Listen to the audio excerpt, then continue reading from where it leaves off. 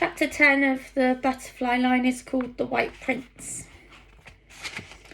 They said I could take him out in his wheelchair every Sunday so long as I didn't tire him, so long as he was back by supper. As Bertie said, it was just like our Sundays had been when we were little. There was only one place we could go to, a small village only a mile away. There wasn't much left of the village. A few streets of battered houses, a church with its steeple broken off halfway up, and a cafe in the square, thankfully still intact. I would push him in his chair some of the way, and he would hobble along with his stick when he felt strong enough. Mostly we would sit in the cafe and talk, or walk along the river and talk. We had so many years to catch up on. He hadn't written, he told me, because he thought that each day at the front might be his last, that he might be dead by sunset. So many of his friends were dead. Sooner or later it had to be his turn. He wanted me to forget him so that I wouldn't know when he was killed, so that I wouldn't be hurt.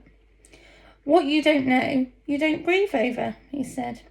He had never imagined that he would survive, that he would ever see me again. It was on one of our Sunday outings that I noticed the poster across the street on the wall of what was left of the post office. The colours were faded and the bottom half had been torn away, but at the top the print was quite clear. It was in French. Cirque Molo, it read, and underneath, Le Prince Blanc, the White Prince. And just discernible, a picture of a lion roaring, a white lion. Bertie had seen it too. It's him, he breathed. It has to be him. With no help from me, he was out of his wheelchair, stick in hand, limping across the street to the cafe. The cafe owner was wiping down the tables outside on the pavement. The circus, Bertie began, pointing back at the poster. He didn't speak much French, so he shouted in English instead. You know, lions, elephants, clowns? The man looked at him blankly and shrugged. So Bertie started roaring like a lion and clawing the air. I could see alarmed faces at the window of the cafe, and the man was backing away, shaking his head. I ripped the poster off the wall and brought it over. My French was a little better than Bertie's. The cafe owner understood at once. Ah, he said, smiling with relief.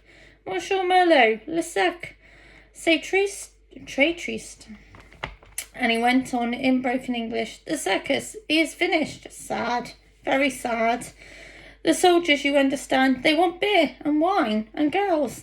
They do not want the circus. No one comes. And so Monsieur Merlot, he have to close the circus. But what can he do with all the animals? He keep them. He feed them. But the shells come. More and more they come. And his house, how you say it is bombarded. Many animals are dead.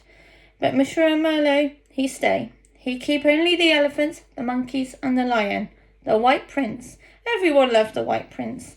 The army, they take all the hay for the horses. There is no food for the animals. So Monsieur Merlot, he take his gun and he have to shoot them. No more circus. Finish. Trees. Trees.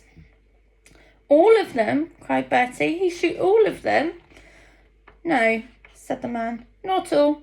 He keep the White Prince. He could not shoot the White Prince. Never. Monsieur Merlot, he bring him from Africa many years ago. Most famous lion in all of France. He loved the lion like a son.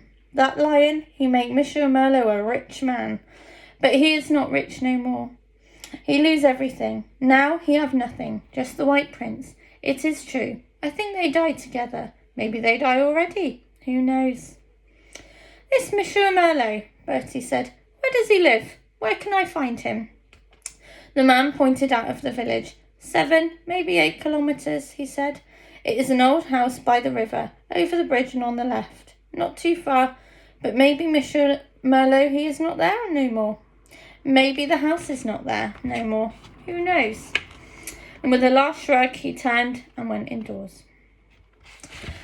There were always army lorries rumbling through the village, so it was not at all difficult to hitch a ride. We left the wheelchair behind in the cafe. Bertie said it would only get in the way, that he could manage well enough with his stick. We found the house, a mill house, just over the bridge where the cafe owner had said it would be. There wasn't much left of it.